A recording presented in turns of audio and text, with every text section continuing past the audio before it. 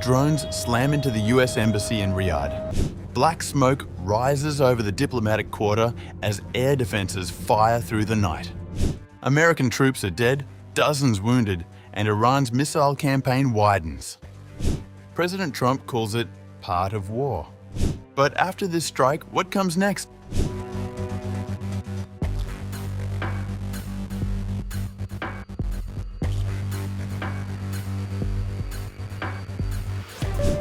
The United States Embassy in Riyadh was struck by 2 drones early March 3rd, triggering a limited fire inside the diplomatic compound, according to a statement from the Saudi Ministry of Defense. Black smoke was seen rising over Riyadh's diplomatic quarter, Reuters reported March 3rd, as Iran intensified retaliatory attacks across the Gulf following US-Israeli strikes. The Saudi Defense Ministry confirmed structural impact but described the damage as contained. There was limited fire and minor material damage to the building. However, people should avoid the location, as there had been an attack on the facility. We recommend American citizens in the kingdom to shelter in place immediately. It was limiting non-essential travel to any military installations in the region. A security alert and shelter-in-place notification were issued for Riyadh, Jeddah, and Dhahran. 3 witnesses told Reuters a loud blast was heard and flames were visible, though officials said the fire was small. 2 sources familiar with the matter said the embassy building was empty and no casualties were reported. A source close to the Saudi military told AFP that air defenses intercepted additional threats. Air defenses had intercepted 4 drones targeting Riyadh's diplomatic quarter in the attack. The Defense Ministry also confirmed that it has intercepted and destroyed 8 drones near Riyadh and Al-Kaj. Separately, the US Embassy in Saudi Arabia issued its own advisory to American citizens. We recommend American citizens in the kingdom to shelter in place immediately and avoid the embassy until further notice due to an attack on the facility. The U.S. mission to Saudi Arabia continues to monitor the regional situation. The strike comes amid a wider Iranian missile and drone campaign across the Gulf. According to United States Central Command, Iran has launched at least 390 missiles and 830 drones, targeting more than a dozen locations, including civilian infrastructure. The first US service members killed in the conflict died Sunday in a direct Iranian strike on a makeshift operations center at Shuaibah port in Kuwait. CNN reported March 3rd, citing a source familiar with the matter. CENTCOM confirmed Monday that the death toll rose to 6 after remains of 2 previously unaccounted for personnel were recovered. In his first reaction to the attack on the US Embassy in Riyadh, Saudi Arabia, President Trump told News Nation that "You'll find out soon what his retaliation will be." He added that boots on the ground are unlikely to be necessary. We're doing a lot of damage. We're inflicting tremendous damage on them. When quizzed if he is worried about attacks on US sites or on American soil, President Trump told News Nation, No, it's a part of war. It's part of war, whether people like it or not. That's the way it is. Meanwhile, Defense Secretary Pete Hegseth said Monday the projectile penetrated air defenses. Joint Chiefs Chairman Dan Kane paid tribute during a Pentagon briefing. Our deepest and heartfelt condolences are with their families, their friends, and their units. We grieve with you and we will never forget you.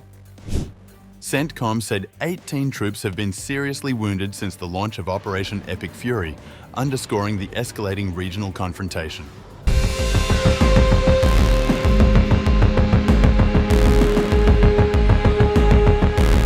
US President Donald Trump has vowed to continue the righteous mission against Iran that combat operations until all of Washington's objectives are achieved, adding there will likely be more US troop deaths in the process.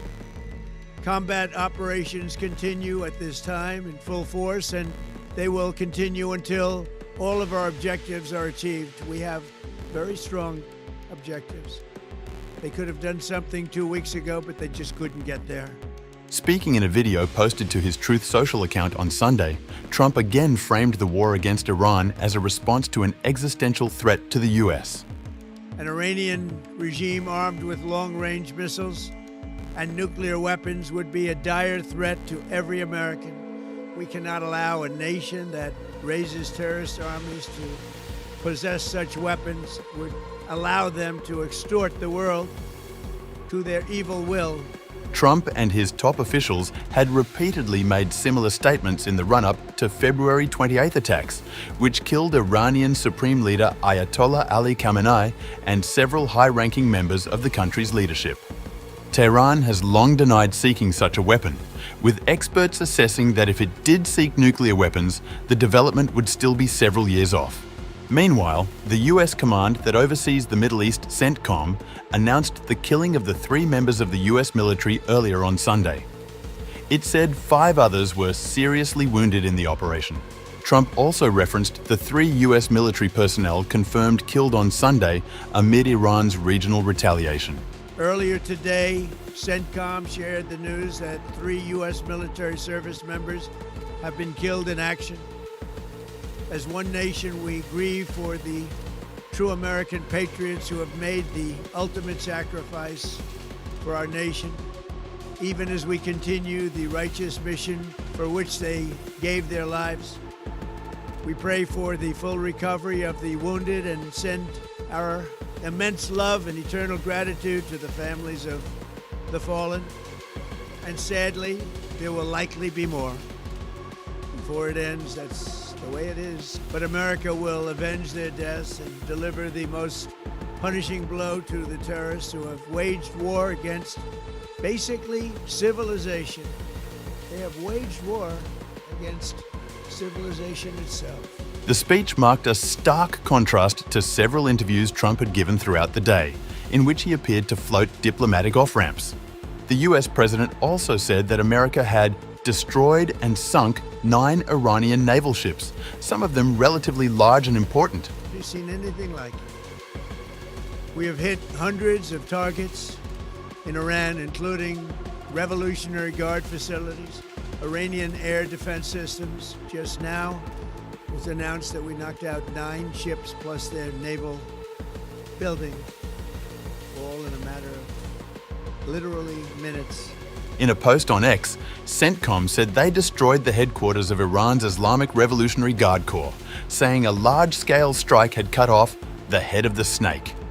The Iranian Islamic Revolutionary Guard Corps, IRGC, killed more than 1,000 Americans over the past 47 years. Yesterday, a large-scale U.S. strike cut off the head of the snake. America has the most powerful military on Earth, and the IRGC no longer has a headquarters.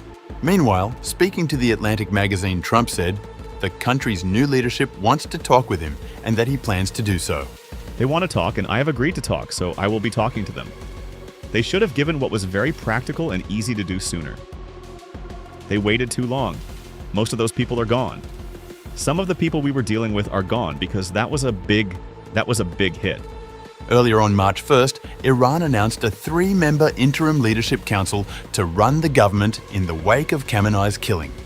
It includes President Masoud Pezeshkian, the Chief Justice of the Supreme Court, Gholam Hossein Mohseni Ejei, and a member of the Guardian Council, Ayatollah Alireza Arafi, Secretary of the Supreme National Security Council of Iran, Ali Larijani, who is considered as the power broker in Iran, in Khamenei's absence, in a post on X. Trump plunged the region into chaos with his delusional fantasies and now fears more American troop casualties. With his delusional actions, he turned his self-made America First slogan into Israel First and sacrificed American soldiers for Israel's power-hungry ambitions. Trump acknowledged that some of the negotiators involved in the talks with the US had since been killed. Some analysts have argued that Iran's new leadership will likely be wary of engaging with the Trump administration, given its track record.